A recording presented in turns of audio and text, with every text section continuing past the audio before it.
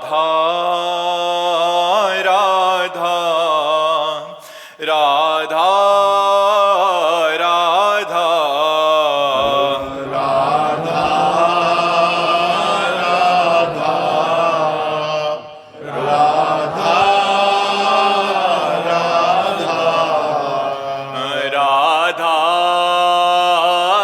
राधा राधा राधा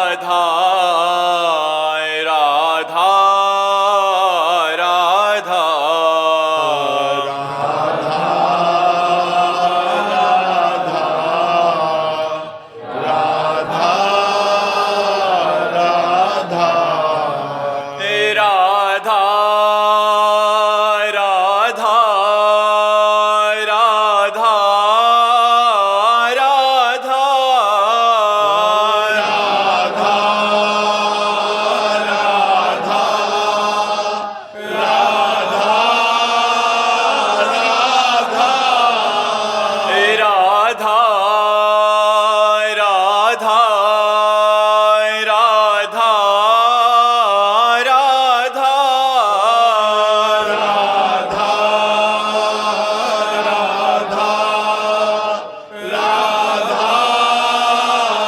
राधा हाय राधा राधा राधा राधा राधा राधा राधा श्री राधा वल्लभ लाल की समस्त संत हरि भक्तन की श्री वृंदावन धाम की सतगुरुदेव भगवान की। राहुल गुप्ता जी इंदौर से। महाराज जी, जैसे से उम्र बढ़ती जा रही है वैसे सांसारिक जिम्मेदारियां, माता पिता की बढ़ती आयु और जीवन में सफल असफल होने का भय और तनाव सताने लगता है। महाराज जी, इसको कैसे पार पाएं? महाराज जी, बड़ा नाम जप से जितना भगवान का नाम जप करोगे उतना भगवान में दृढ़ विश्वास होगा, और भगवान में दृढ़ विश्वास होगा तो आगे भविष्य में जो हमें संशय हो रहा है कि पता नहीं क्या हो, पता नहीं कहीं ऐसा ना हो जाए, तो उस समय हमारे अंदर भाव आएगा मेरे भगवान है ना, हर व्यवस्था कर देंगे। तो हम ये कहते हैं कि यदि भगवान का नाम जप है और भगवान पर विश्वास है तो समय पर वो व्यवस्था कर देंगे, अपने आप व्यवस्था कर देंगे। चिंता मत करो, भगवान का आश्रय लो, भगवान सर्व कृपामय है, वो तुम्हारे सारे पाप नष्ट कर देंगे। पाप ही तो हमें दुख देते हैं, पाप नष्ट हो गए तो सुख ही सुख हमारे जीवन में है। इसलिए आनंद में भगवान का चिंतन करो, भगवान का नाम लो, भगवान के आश्रित रहो, पाप आचरण मत करो तो सुखी हो जाओगे। विजयानंद जी। राधे राधे महाराज जी। महाराज जी, क्या नाम जप से पढ़ाई, बल, बुद्धि आदि की उन्नति भी संभव है? जो राम राम नहीं कह पाते थे वो मरा मरा जप करके वाल्मीकि रामायण की रचना कर दी, जो संस्कृत से लिखी हुई। आपका प्रश्न है, आज समझ पा रहे हो ना आप? नाम जप से क्या नहीं प्राप्त हो सकता। ककाहरा ना पढ़े हो और नाम जप तो वेदों का अर्थ वो बोल देगा, जो वेदों में लिखा हुआ वो अंदर से बोल देगा।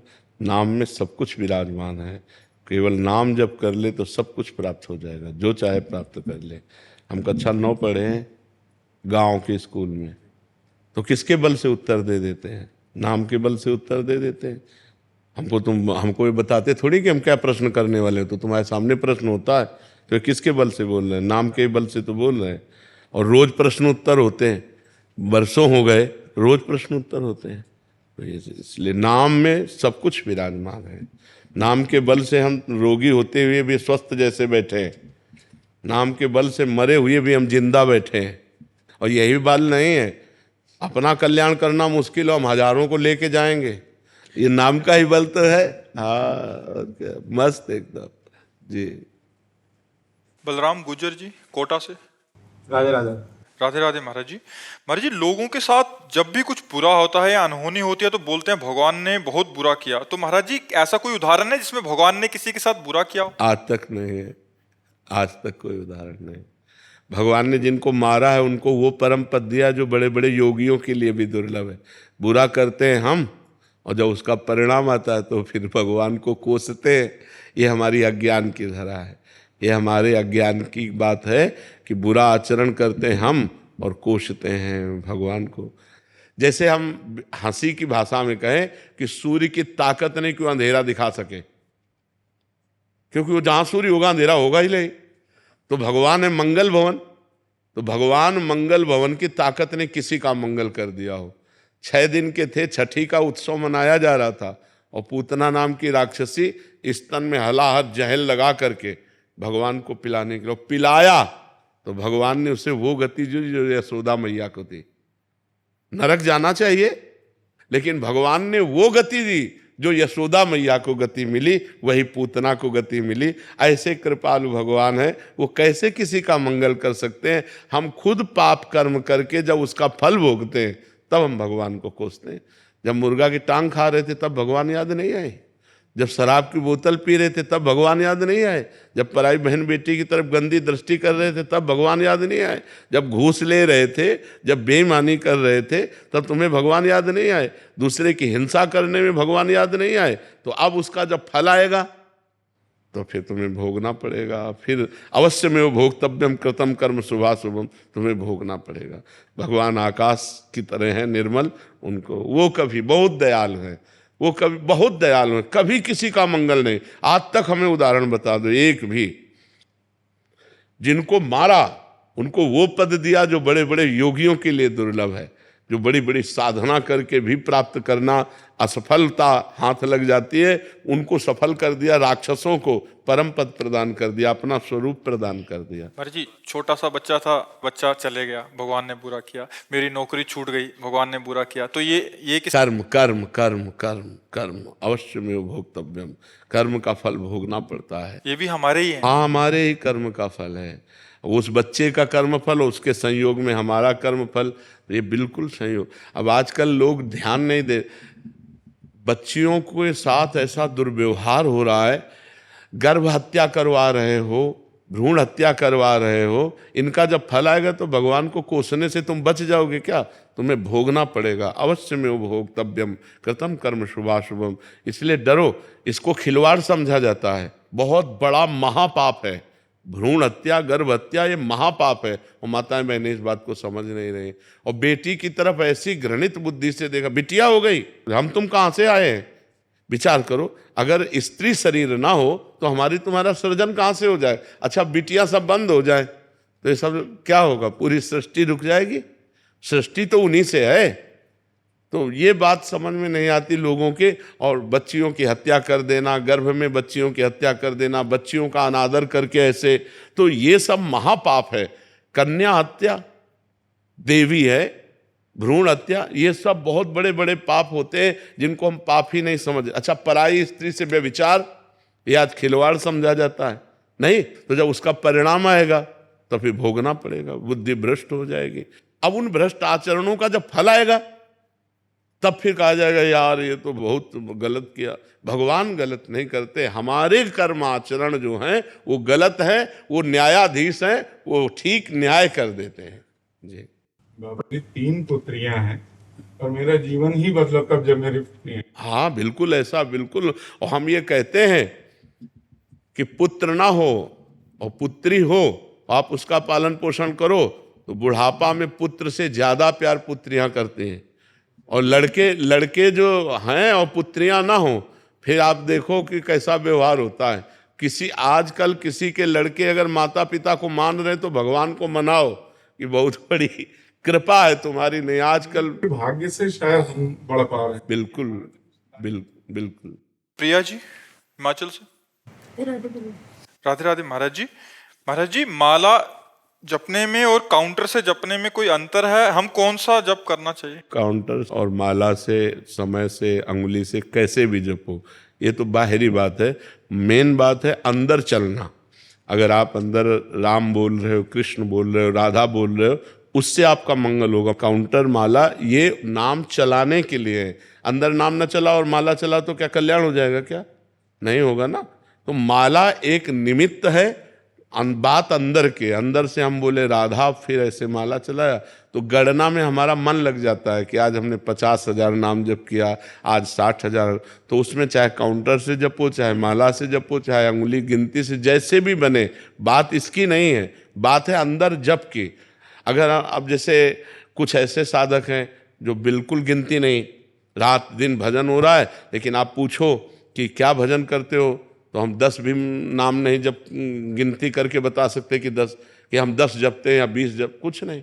और रात दिन चल रही श्वासों की माला, गिनती भगवान कर रहे हैं। तो ये बात जिनके अंदर बैठ गई है वो तो अलग बात है, लेकिन जिनको बैठालनी है उनको माला से है, काउंटर से, इन सब का सहयोग लेना चाहिए। इससे भजन में बहुत वृद्धि होती है कि हमने देखा 20,000 नाम जप कर लेते, खुशी होती है ना। अब कल जब हमारे 18,000 होंगे तो हमको जलन होगी कि अभी 2,000 रह गए यार, चलो 2,000 और नाम जप कर लेते हैं। तो उससे नाम जपने में वृद्धि होती है। तो हमें लगता है जरूर माला और काउंटर आदि का सहयोग कर लेना चाहिए। बात हमारी जप से है, वो हमारे अंदर जो जप होता है उससे लाभ होता है, माला और काउंटर से नहीं। प्रिशा बसंत गौरी जी मुंबई से। राधे राधे महाराज जी।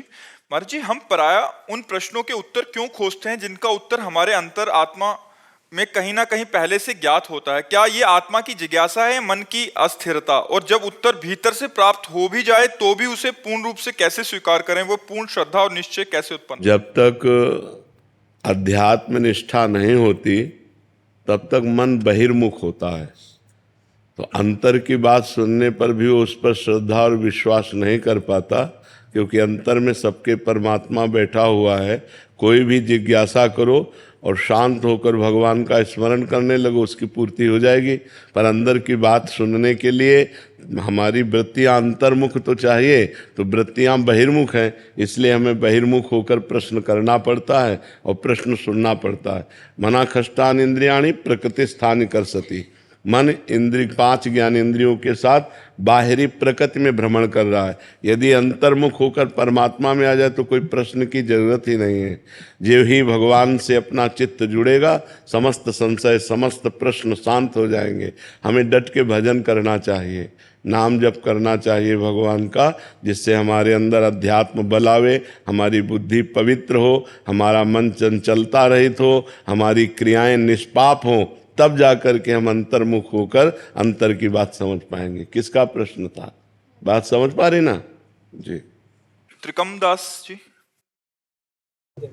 राधे राधे महाराज जी। महाराज जी, ग्रस्त आश्रम जीवन में अपूर्णता होना स्वाभाविक है जो जीवन को आगे अपने प्रभु के पास लेके जाती है, पर साधु जीवन की ऐसी कौन सी अपूर्णता है जो उसको ग्रस्त जीवन से ब्रह्मचर्य के अलावा अपने प्रभु तक लेके जा सकती है?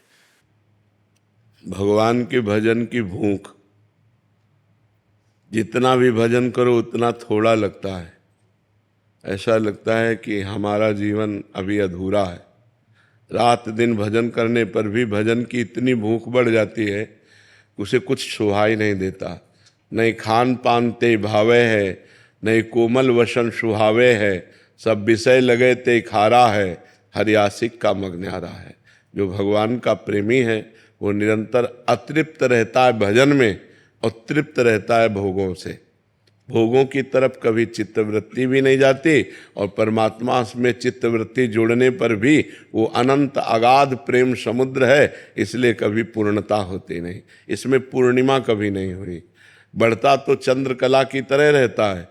जो प्रेम है, जो भगवत भजन है, जो उसकी इष्ट निष्ठा है, इष्ट विश्वास है, ये प्रतिपल बढ़ता रहता है, पर इसमें पूर्णिमा कभी नहीं होती। प्रतिक्षण वर्धमानम प्रेम भगवान का है। प्रेम सदा बढ़िबो करे, जो शशिकला सुवेश, पै पूनो यामे नहीं, ताते कबो न शेष। पर इसमें कभी पूर्णिमा नहीं होती और कभी शेष बचता भी नहीं कि अभी इतना रह गया है। नहीं, प्रतिक्षण वर्धमानम, पर पूर्णिमा नहीं। ये विचित्र दशा प्रेमी की होती है। फिर उसे वो देखते हुए भी तन मन के बिछुरे नहीं, तन मन के बिछुरे नहीं, और चाह बढ़े दिन रैन, और कबहू संजोग न माने, देखें भरी भरी नैन। ये जो भगवत प्रेमी महात्मा जन होते हैं, रात दिन परमात्मा में लगे हुए भी अतृप्त रहते हैं। उनको देखते हुए भी अतृप्त है, उनका स्वाद लेते हुए भी वो अतृप्त है। वो चूंकि अनंत है ना, अनंतानंद है, अनंत आनंद है। अगर वो सीमित आनंद हो कि इतना है तो हम प्राप्त करके कह दें कि हाँ प्राप्त हो गया, वो अनंतानंद है, इसलिए जो प्राप्त कर चुके हैं वो भी अतृप्त है। जो प्राप्त करने के लिए चल रहे हैं वो तो है ही है अतृप्त व्याकुल, लेकिन जो प्राप्त कर चुके हैं वो भी अतृप्त और व्याकुल बने रहते हैं, यहां तक कि प्रभु स्वयं में अतृप्त रहते हैं। प्रभु स्वयं में अतृप्त रहते हैं। वो भक्तों के प्रेम के प्यासे हैं। देखो ना, प्रेम का स्वरूप देखो कि परमात्मा होते हुए भी वो कह रहे हैं भाव का भूखा हूं मैं, भाव का भूखा हूं मैं, और भाव ही एक सार है, और भाव से मुझको भजे तो भाव से बेड़ा पार है। भाव बिन सुनी पुकारे मैं कभी सुनता नहीं, भाव पूरित टेर ही करती मुझे लाचार है। वो परमात्मा भी भाव का भूखा हो जाता है, वो भी प्रेम पिपासु हो जाता है, तभी तो भक्तों के पीछे डोलता है।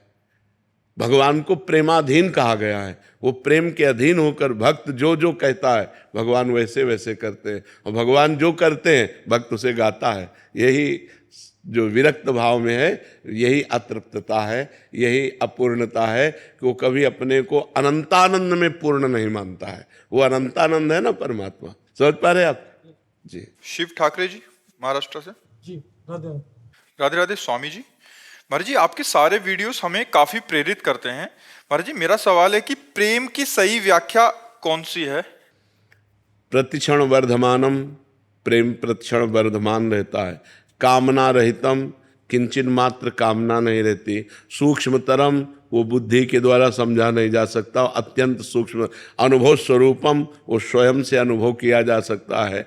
तो जब हम भगवान का नाम जप करते हैं और पाप आचरणों का त्याग करते हैं और भगवान की लीला कथा सुनते हैं, भगवान के संतों से अनुराग करते हैं, तो हमारे हृदय में भगवान का प्रेम जागृत होता है। कोई भी द्वंद्व उसको प्रभावित नहीं कर सकता जिसके हृदय में प्रेम जागृत हो जाता है। जैसे मान अपमान, लाभ हानि, सुख दुख, वो निर्मोह होता है, उसके अंदर कभी मोह नहीं जागृत हो सकता, क्योंकि भगवत प्रेमी है। सबकी ममता ताग बटोरी, मम पद मनहि बांध बर डोरी। वो कहीं ममता नहीं करता, कहीं मोह नहीं करता, वो मान रहित होता। सबहि मान प्रद आप अमानी, वो स्वयं अपने में मानहीनता और दूसरों को मान प्रदान करना, ऐसा उसका स्वभाव बन जाता है।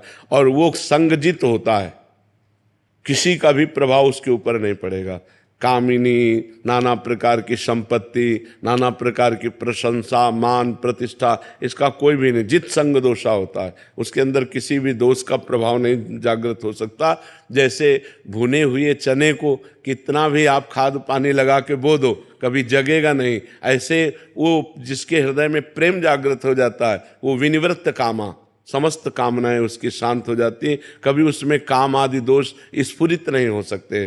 कोई भी द्वंद्व उसको प्रभावित नहीं कर सकता। सुख दुख में समान भाव रखता है। ऐसा महान सहनशील जो प्रेमी जन है, वही भगवान को अपने अधीन कर लेता है। तो प्रेम है सूक्ष्मतरम, अनुभव स्वरूपम, प्रतिक्षण वर्धमानम और कामना रहितम। कोई भी कामना नहीं रहती जिसके हृदय में, उसके हृदय में प्रेम जागृत होता है। समझ पा रहे हो? ममता, स्नेह, कामना, आसक्ति, राग, इन सब का संसार से नाश हो जाता है। एकमात्र भगवान में ममता, एकमात्र स्नेह भगवान में, एकमात्र आसक्ति भगवान में, एकमात्र चाहत भगवान की, ये प्रेम का स्वरूप है। सोमानंद जी। दंडवत शेरवंश महाराज जी। महाराज जी आप कह रहे थे कि आप पहले फोर्स में थे, फिर बाद में संन्यास लिया इन्होंने, पर बहुत देर से आपकी कथा सत्संग सुनता हूँ। आपकी कथा से मैंने हर समस्या का समाधान पाया। महाराज जी केवल आपका धन्यवाद करना चाह रहे थे। बहुत कृपा, बहुत कृपा। आप संतों की कृपा से ही जो कुछ वाणी निकलती है, वो संत कृपा से ही निकलती है। सानंद कुमार जी, गोरखपुर। राधे राधे महाराज जी। महाराज जी संपूर्ण सृष्टि की रचना ईश्वर द्वारा की गई है और सब कुछ पूर्व निर्धारित है। पहले इसको यहाँ समझ लेना, संपूर्ण सृष्टि की रचना ईश्वर ने की और स्वयं ईश्वर ही संपूर्ण सृष्टि बना। ये बात समझ रहे हो? संपूर्ण सृष्टि की रचना करने वाला भी वही, और जो रचना की गई वो भी वही बना हुआ है, दूसरा कोई नहीं है। वही परमात्मा एकोहम बहुश्यामा, मैं एक बहुत रूपों में हो जाऊं, वही बहुत रूपों में है। अब प्रश्न करो। महाराज जी, सब कुछ पूर्व निर्धारित है, तो किसी व्यक्ति द्वारा प्रारंभ में गलत कर्म और किसी के द्वारा सही कर्म क्यों किए जाते हैं? मनुष्य शरीर में पूर्व निर्धारित सुख और दुख है, कर्म नहीं। कर्म निर्धारित नहीं है। जो हमने पूर्व में पाप कर्म किए और जो पूर्व में पुण्य कर्म किए, उसके मिश्रण से हमारे शरीर की रचना हुई। तो हमको कभी पाप का फल दुख मिलेगा, कभी पुण्य का फल सुख मिलेगा। लेकिन नवीन जो कर्म हो रहे हैं वो पूर्व प्रारब्ध से नहीं हो रहे, वो हमारी बुद्धि की मलिनता से हो रहे हैं, हमारे मन की चंचलता से हो रहे हैं। इनको पुनः आगे चलकर भोगना पड़ेगा। समझ पा रहे हो? कर्म हमारे पूर्व की प्रेरणा से नहीं हो रहे, फल पूर्व की प्रेरणा से आ रहा है। जैसे आपने बहुत पढ़ाई लिखाई की, बहुत मेहनत की, लेकिन आपका पूर्व पाप बहुत अधिक है, आपकी नौकरी नहीं लगने देगा, आपका व्यापार सफल नहीं होने देगा, आपको घुटने टिकवा देगा, हर विपत्ति दुख। तब आप कहोगे मैं तो इतनी मेहनत करता हूँ। कर्म आपने बहुत अच्छे किए अभी, लेकिन पूर्व का पाप आपका बहुत बलवान, इसलिए आपको उठने नहीं दे रहा। और कुछ ऐसे हैं जिनके ज़्यादा दिमाग भी नहीं है, जो ज़्यादा प्रयत्न भी नहीं कर रहे और पाप आचरण भी कर रहे हैं, लेकिन उनकी उन्नति होती चली जा रही है। वो पूर्व का पुण्य उनका साथ दे रहा है। अभी का कर्म आगे उनको भोगना पड़ेगा। जो पूर्व का पुण्य है वो उनका उत्थान कर रहा है। बात समझ पा रहे हो जी? शालिनी जी, राधे राधे। राधे राधे महाराज जी। महाराज जी, जब जीवन में अत्यधिक तनाव और मानसिक दबाव आता है तो मन इतना भारी हो जाता है नहीं, कि सोचने तनाव आने समझने क्यों की दे? शक्ति नहीं रह जाती। मानसिक दबाव होने क्यों दे? यदि हम नाम जप कर रहे हैं भगवान का और भगवान का चिंतन कर रहे हैं तो तनाव आएगा ही नहीं। बहुत अच्छा जीवन व्यतीत होगा हर परिस्थिति में। हर परिस्थिति में भगवान से जुड़ने पर हर विपत्ति, हर शोक, हर संकट सहज में हम पार कर सकते आएंगे। मनुष्य जीवन संघर्ष जीवन है। मृत्यु लोक में कोई ऐसा पैदा नहीं हुआ जिसको संघर्ष ना झेलना पड़ा हो, चाहे वो भगवान स्वयं राम हो या भगवान स्वयं श्री कृष्ण हो। भगवान जन्म ले रहे हैं कहां? कंस के कारागार में। कैसे? माता पिता हथकड़ी बेड़ियों से जकड़े हुए हैं। आ कौन रहे? अखिल कोटि ब्रह्मांडों के नायक आ रहे हैं। फिर भी माता हृदय से, प्यार से, दुलार से घंटा 2 घंटा नहीं लगा पाई। तत्काल आदेश सरकार कर रहे हैं कि मुझे यहां से गोकुल पहुंचा दो।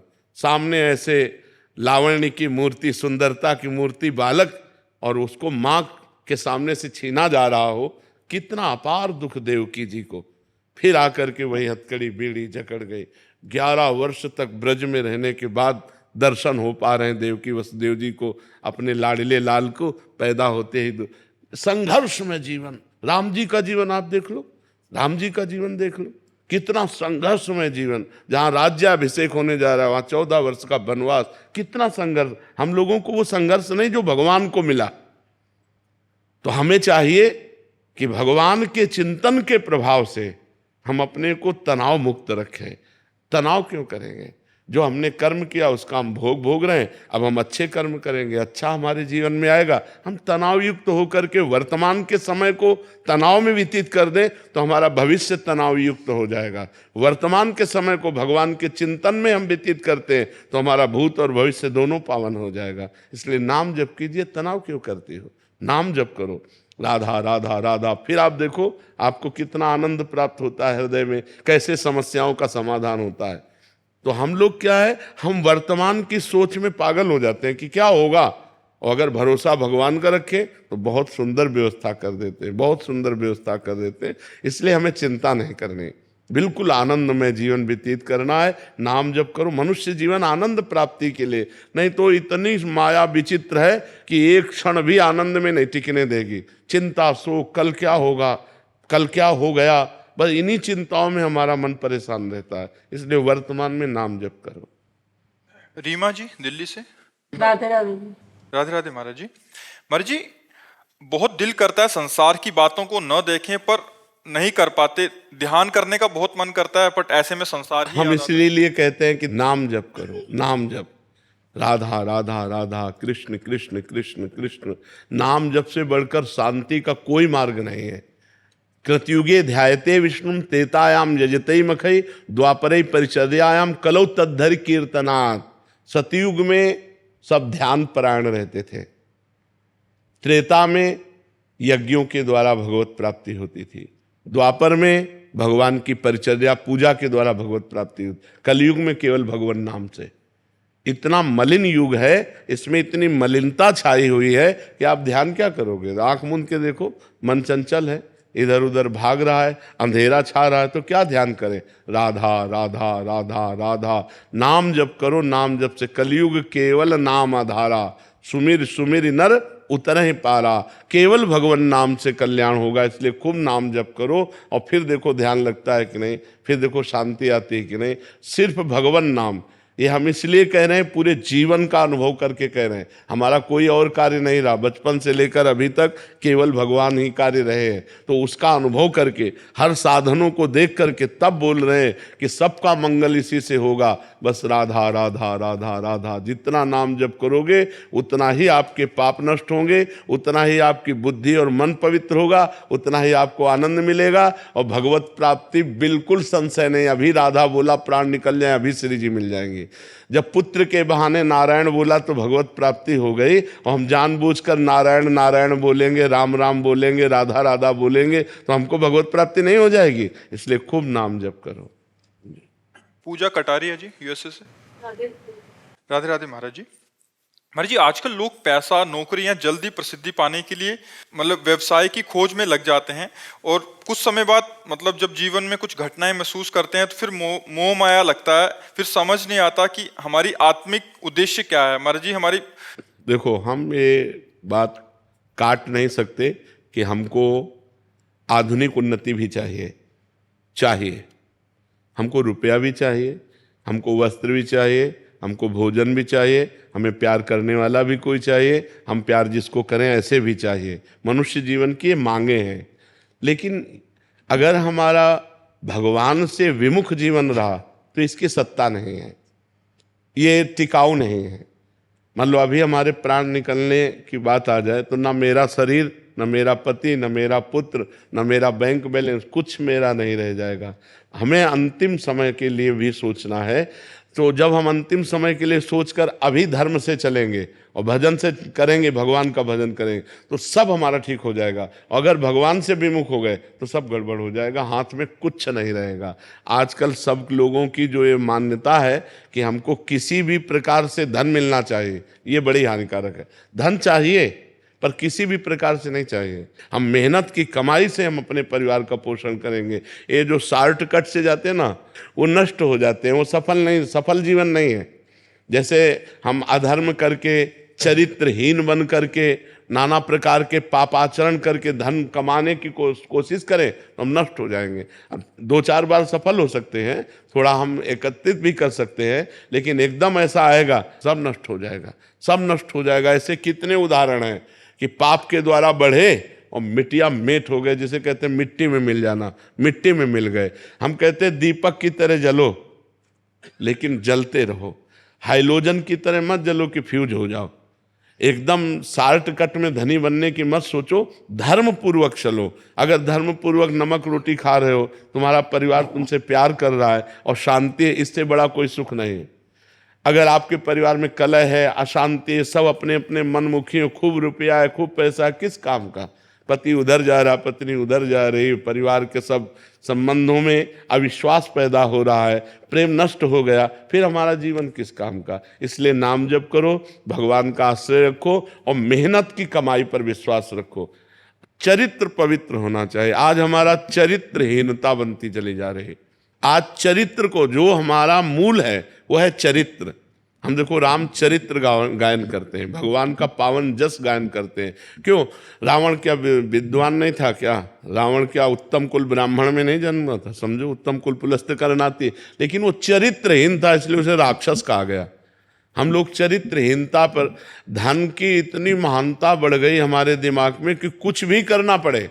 आजकल बहुत ही धन की प्रधानता, जंजीर पकड़ के खींचा, वो मुंह भरा गिर गए, उसको कोई मतलब नहीं कि उसको क्या लगे। कितनी कठोर वृत्ति हो गई। वो हमारी माँ भी तो ऐसी है, माँ जैसी ही वो तो है, कोई भी स्त्री हो और उसके साथ ऐसा बर्ताव। ये धन की प्राप्ति के लिए देखो राक्षसी भाव आ गया।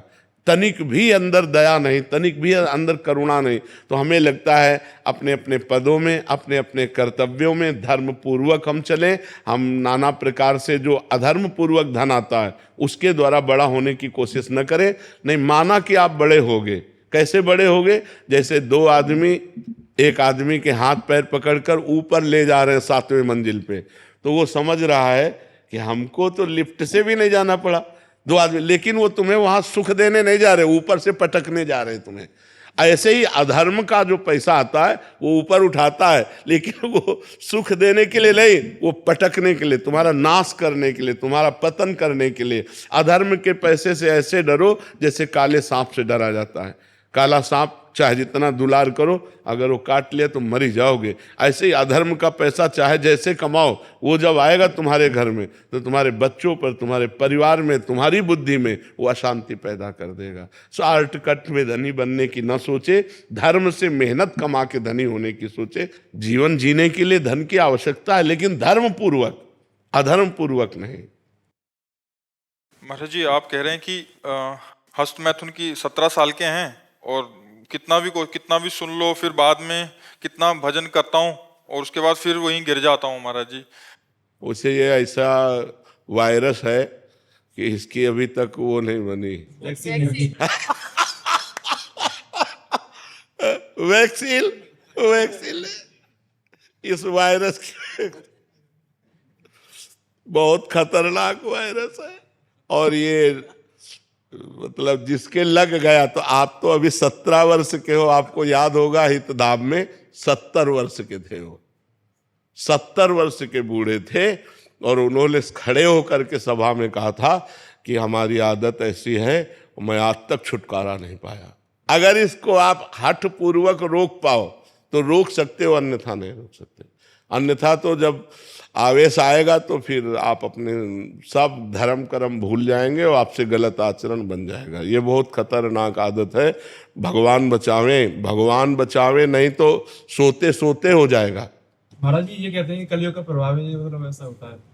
नहीं, युग का प्रभाव अगर हो तो फिर साधु महात्मा कोई भजन कर ही न पावे। युग में तो कलयुग समयुग आन नहीं, जो नर कर विश्वास, गाय राम गुण गण विमल भव बिन तरई प्रयास। बिना प्रयास के संसार समुद्र से पार करने की सामर्थ्य कलयुग में है, यदि भगवान का नाम जप किया जाए। कलयुग समयुग आन नहीं, जो नर कर विश्वास। कह रहे हमारी बात पे विश्वास कर लो, कलयुग के समान महान कोई युग भी नहीं है। हाँ, थोड़े समय के भजन से भगवान की प्राप्ति करा देता है। अब गलत आचरण करो, कलयुग को हस्तमैथुन करो, तुम और दोष देव कलयुग यार मतलब गजब की बात है। बेचारा कलयुग भी सोच रहा होगा कि ये हमारे राज्य में हमको क्यों थोप रहे हैं। अरे गलत तुम करो, कहते जो सब कलयुग कर रहा है, ऐसा नहीं यार, थोड़ा हमें सुधरना। लोगों की दृष्टि ऐसी बन रही है महाराज जी, जैसे कोई बच्चियां पढ़ने आते हैं स्कूलों में, तो बड़े बड़े लोगों की दृष्टि खराब होती जा रही है महाराज जी। भजन न करेंगे तो बैठे करेंगे। आजकल के जो मनुष्य हैं उनकी ऐसी बुद्धि गिरती जा रही है कि अगर कोई लड़की को छेड़ रहा तो वीडियो बना सकते हैं, लेकिन वो बचा नहीं सकते। मतलब कोई भी घटना घट रही है, मतलब ये बड़ी समस्या आ रही है हमारे समाज में कि वीडियो तो उसकी बन जाएगी, आपको वीडियो मिल जाएगी, लेकिन वो जहां बचाना चाहिए वहां, हाँ वीडियो तो कोई खास बात नहीं, खास बात उस बच्ची को बचाओ, खास बात है उस आदमी को बचाओ जो संकट में पड़ा हुआ है। तो ये अध्यात्म के बिना ये ज्ञान नहीं आता है। अब अध्यात्म तो ना जवान स्वीकार कर रहे हैं, ना बूढ़े स्वीकार कर रहे हैं, तो इसीलिए भजन करना चाहिए। प्रदीप दुबे जी, राधे राधे महाराज जी। महाराज जी आप कह रहे हैं कि आप जिला न्यायाधीश हैं। महाराज जी आपका एक प्रश्न है कि भगवान श्री कृष्ण द्वारा अन्याय पर न्याय की विजय हेतु अपनाई गई कूटनीति छल आज वर्तमान समय में कितनी प्रासंगिक है? न्याय के पद पर बैठा कोई व्यक्ति द्वारा उसे अपनाना कितना उचित है? उसमें सामने वाले का अहित न हो। भगवान ने कभी दुर्योधन का अहित नहीं चाहा है, उनके हित के लिए स्वयं संधि दूत बन करके भी गए हैं। भगवान ने कभी किसी का अहित नहीं, अमंगल नहीं चाहे। जब भगवान से कोई शत्रुता की है तो फिर उसको मार करके परम पद प्रदान किया है, कभी अहित नहीं किया। हम परम पद तो नहीं प्रदान कर सकते किसी को, लेकिन अगर एक व्यक्ति के द्वारा समाज का बहुत बड़ा अहित हो रहा है तो अब हमारी हित की भावना उसका नाश कर देगी।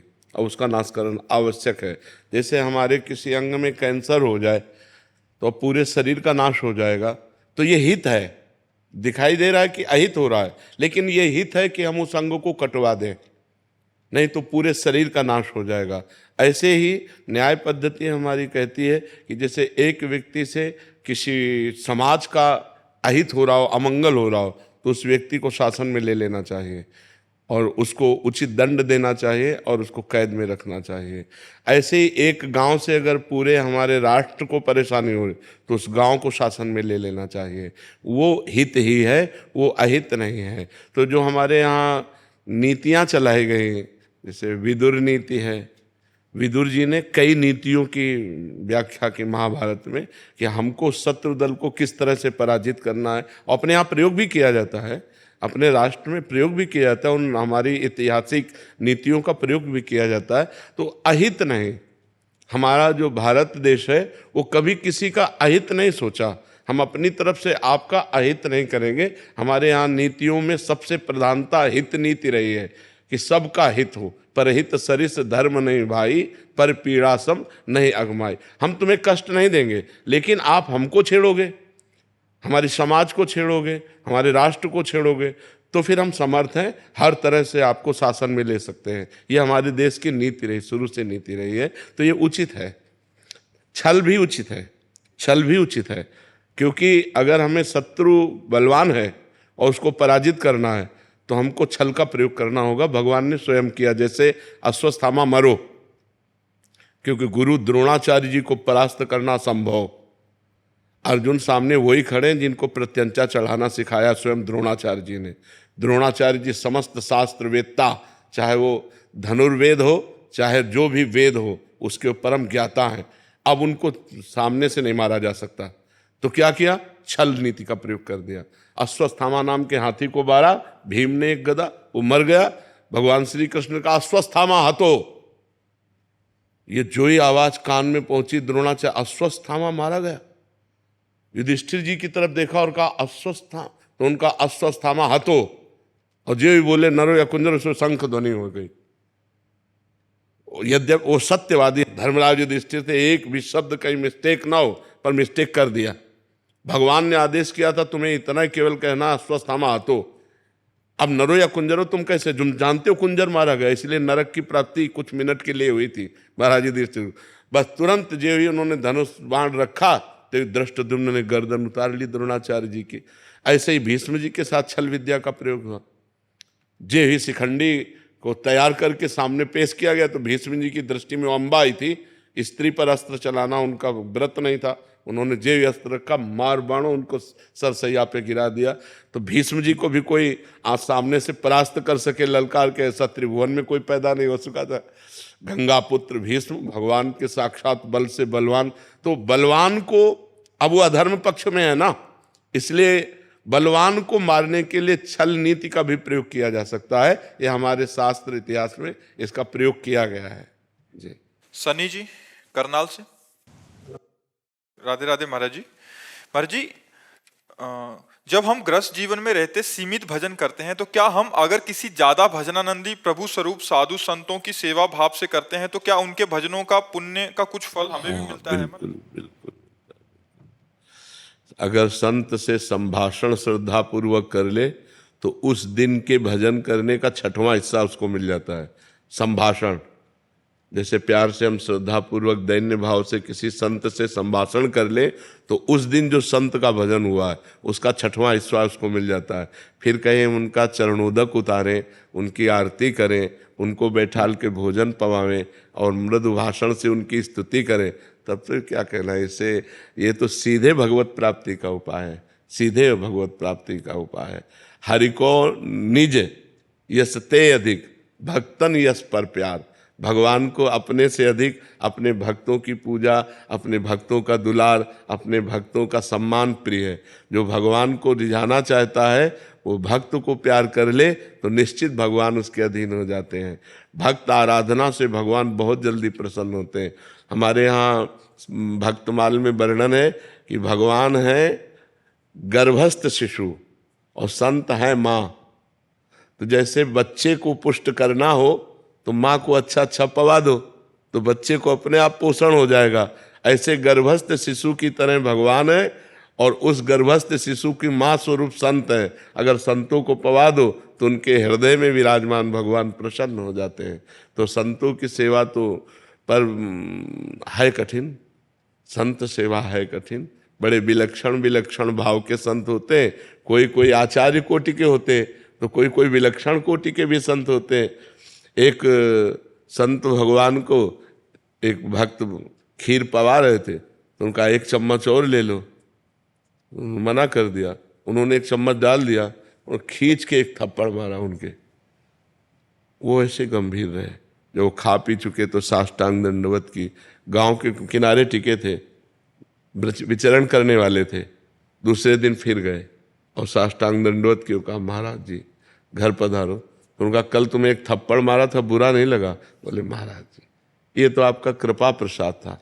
बोले तुम्हारी संत सेवा सफल हुई। तो इतनी क्षमता हो, नहीं तो फिर ये आ जाए ना कि हम एक चम्मच खीर ही तो और ज्यादा डाला था, कोई जहर थोड़ी डाला था, तो थप्पड़ क्यों मार दिया? संत से गर्मी दिखा दे, लेकिन नहीं, दास भाव से। अलग अलग संतों का स्वभाव होता है। अगर हम संत सेवा कर ले गए तो भगवान अधीन हो जाएंगे, पक्का समझो। श्री हरिपाल जी नाम के एक महाभागवत हुए हैं। उनके गुरुजी ने जब उन्होंने प्रश्न किया कि मुझे भगवान का साक्षात्कार गृहस्थी में रहते हुए कैसे हो जाएगा, तो उन्होंने कहा कि अगर भक्तों की सेवा बन जाए, संतों की रोज सेवा हो, तो एक दिन भगवान स्वयं मिलने आ जाएंगे। तो उन्होंने अपने गुरु वचनों का पालन किया, संत सेवा प्रारंभ कर दी। तो संतों को श्रद्धा और भाव चाहिए। तो अब जहाँ किसी संत की सेवा होती तो वो संतों से कहता है यार कभी उधर जाना तो हरिपाल जी के यहाँ जरूर जाना, बहुत सुंदर संत सेवा करते हैं, बड़े सुंदर भगत हैं वो। अब वहाँ संतों की मंडलियाँ आने लगी। अर्थ सीमित था, धीरे धीरे सब संत सेवा में। यहाँ तक हालत हो गई कि अब संत आए तो अब उनका भोजन प्रसाद कैसे हो। तो उन्होंने विचार किया कि अब मैं चोरी करूंगा। जंगल का रास्ता था तो खड़े हो जाते और जो निकलता तो मारते नहीं थे पर दूर से भाला दे। अगर कंठी तिलक है तो नहीं, और रामकृष्ण बोल दिया तो नहीं, अरे राम तो फिर नहीं, फिर जाओ, फिर चोरी। वो जो रामकृष्ण न बोले और जिसके कंठी तिलक न हो, और विचार किया कि उसका भी मंगल हो जाएगा। तो रुपया 2 रुपया 4 रुपया जो मिलता उससे जाके अन्न लाते और संत को पवाते। अब ये धीरे धीरे प्रचार प्रसार हो गया कि अगर राम बोल दे, अगर गले में कंठी हो तो इधर चोरी नहीं होगी, नहीं तो चोर सब चुरा लेते हैं। तो अब वो जो निकले उस रास्ते से तो राम ही राम कहते निकले। अब चोरी वाला भी काम खत्म। अब संत वहां, तो एक दिन वो बहुत अंदर से विचार किए कि क्या करूं। गांव के बाहर बैठे, अब जो निकले वहां से राम राम राम, क्योंकि पता है इस गली में चोर लगते। तो अब वो बैठे विचार, अगर आज मुझे कुछ ना मिला, हमारे संत भगवान भूखे चले जाएंगे तो हमारा वर्षों का नियम टूट जाएगा। भगवान का चिंतन कर रहे थे। द्वारिकाधीश भगवान सजने लगे, ये हार, ये करधनी, ये बाजूबंद, सब स्वर्ण आभूषण। रुक्मिणी जी ने कहा प्रभु आज कहीं जा रहे हो क्या? बोले एक विचित्र भक्त है, उसके दर्शन देने जा रहे हैं। तो कहा प्रभु हम भी चलेंगे आपको? बोले जरूर चलो, पर पूरा श्रृंगार कर लो। रुक्मिणी जी ने भी पूरा श्रृंगार, भक्तमाल जी में चरित्र है, पूरा श्रृंगार किया रुक्मिणी जी ने भी। पर कहा देखो नाराज मत होना, हमारा भक्त विचित्र है और कोई भागवतिक चिन्ह नहीं, कोई तिलक नहीं, कोई कंठी नहीं, और परस्पर व्यापार की चर्चा करनी है। रुक्मिणी जी ने कहा ऐसा कौन भक्त की भगवान की चर्चा नहीं कर ली, तो कंठी तिलक नहीं, कोई भागवतिक चिन्ह नहीं, बस सांसारिक वार्ता करनी। जो ही झनन भनन करके भगवान प्रकट हुए रुक्मिणी जी के। हरिपाल जी ने देखा इतना धनी, आज तक ऐसा धनी हमने नहीं देखा, जितने आभूषण। भगवान सेठ रूप में और उनकी पत्नी के रूप में रुक्मिणी जी। हरिपाल जी खड़े हो गए तो भगवान नजदीक गए और 2 असरफियां दी। वो कहा हम सुनते हैं इस जंगल में चोर लगता है, आप हमको पार कर दोगे?